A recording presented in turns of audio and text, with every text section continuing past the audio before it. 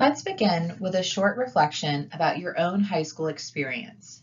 Think back to when you were in high school. On a scale from 1 to 5, how engaged were you in the decisions that shaped your school or school experience? In this reflection, 1 means you are not at all engaged, and 5 means you were very engaged. Do you have a number in mind? Good. Now, let's think specifically about your experience with physical education and physical activity. In high school, how engaged were you in the decisions that shaped your school experience, specific to physical education and physical activity, on a scale from 1 to 5? When we say physical activity, think about activities like recess, moving in the classroom, walking and biking to and from school, and intramural sports. In this reflection, 1 means you were not at all engaged, and 5 means you were very engaged. Do you have a number in mind? Good. Consider how you answered those 2 questions. Whether you were very engaged or not engaged at all, how did that shape your experience both in school and with physical education and physical activity? Think back to a time in school, elementary, middle, or high school. Did you feel empowered, listened to, and connected? Or did you feel isolated, ignored, and disconnected? A 2018 study from researchers at Iowa State University explored how our feelings about exercise may have roots in our experiences in physical education classes during school. They found that people who did not enjoy PE in school tended to report that they didn't enjoy exercise now, and that they were not regularly active. In contrast, people who enjoyed PE were more likely to report that they expected exercise to be enjoyable and that they were active on weekends. The point here is that our experiences as young people in school influence our perspective on physical activity as adults. Think back to your reflection responses. If you were more engaged as a student, how might that have changed your physical education and physical activity experience in school? How might it have changed your experience as an adult? This is why youth engagement is so important. Youth engagement is a crucial opportunity to build a culture of physical education and physical activity in schools and cultivate youth buy-in to the approaches aimed at impacting them for both the short and long term. When we say we want to build a culture of physical activity and physical education in schools, we're talking about creating this culture through a comprehensive school physical activity program, or CSPAP.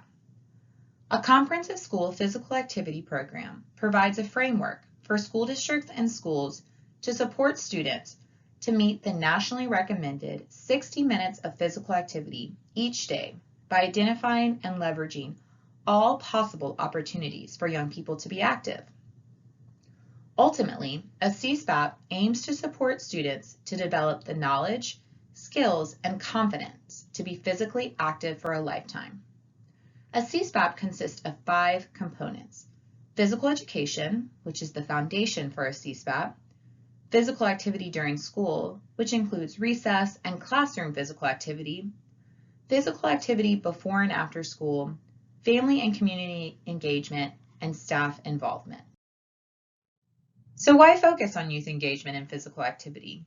Often, when we talk about building opportunities for physical activity through a comprehensive school physical activity program, young people are seen as recipients of these activities.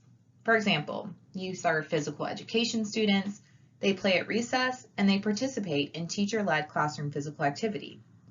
Yet less often are we talking about youth designing and shaping the activities and physical activity programming in which they participate. It's particularly notable that in the CSPAP framework, we have staff involvement and family and community engagement called out.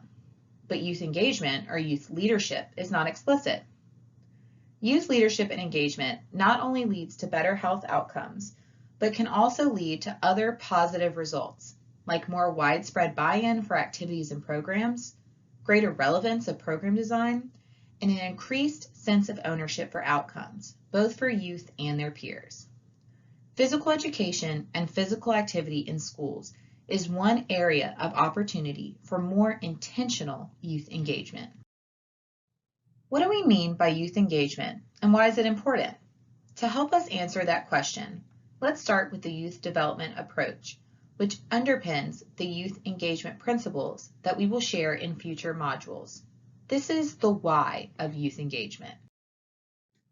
Youth development is an approach to supporting youth that focuses on outcomes necessary for adolescence and adult life based on their capacities, strengths, and formative needs. A youth development approach meets youth where they are, building and investing in youth over time. Let's do another quick reflection activity. Think about the young people in your life.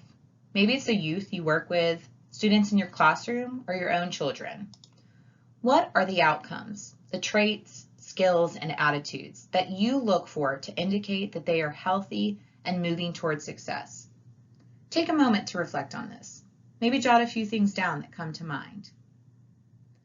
Now look at your list. You may have written down things like positive attitude, good communicator, strong leader, or even getting good grades, having a healthy diet, getting exercise. These traits, skills, and attitudes are called positive youth outcomes and can be categorized in 3 types: developmental, achievement, and prevention. First, we are going to discuss developmental outcomes. Think back to your list of outcomes you just created. You might recognize that many of the outcomes you wrote fall into this list you see here. These developmental outcomes, things like being a kind person, having confidence, or being a good leader, are the foundation for all youth development work.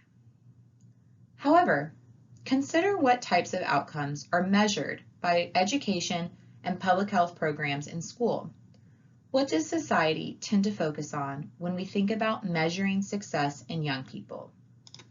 Here's where 2 additional types of positive youth outcomes come in: achievement outcomes and prevention outcomes.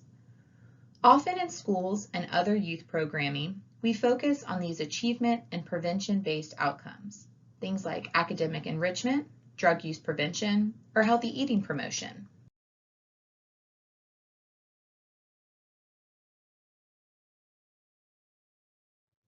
Even when discussing outcomes related to the CSPAP framework in order to make the case for why a school or district should increase physical activity minutes, we often focus on outcomes in the achievement category.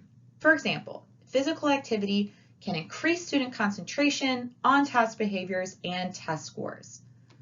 We also often focus on outcomes in the prevention category, specifically physical and social emotional health, recognizing that by increasing physical activity minutes, we can decrease the prevalence of obesity by reducing the time students are sedentary and reduce levels of stress and anxiety by increasing motivation and enjoyment of learning. All of these are important and are outcomes that will resonate with school decision makers. But if we only focus on achievement and prevention outcomes, we're missing a key part of the story. Research shows that when a young person is confident, has strong connections and relationships, and has achieved other developmental outcomes, they tend to have better achievement and prevention outcomes as well. Now, with a better understanding of the importance of youth developmental outcomes, we can see a CSPAP as an opportunity to enhance youth development outcomes, like increasing youth confidence, improving youth organizational and leadership skills, giving young people a sense of responsibility for themselves and others, empowering young people to create a culture of physical activity in their classroom, school, and community to benefit not just themselves, but others as well.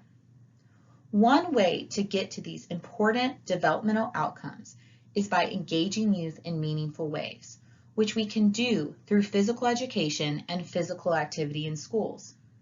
From choosing physical activity breaks to do in the classroom, to advocating for stronger physical education or physical activity policies in local wellness policies, to engaging staff, families, and community members in physical activity. There are developmentally appropriate opportunities to engage youth across all grade levels to increase physical activity minutes overall. Cultivating opportunities for youth engagement and leadership in physical activity, physical education, and beyond can not only promote health and greater academic engagement, but also help youth feel more invested in and connected to their peers, their teachers, and their school. In the next module, we will discuss how you can increase youth engagement in physical education and physical activity, which can increase these outcomes attributed to positive youth development.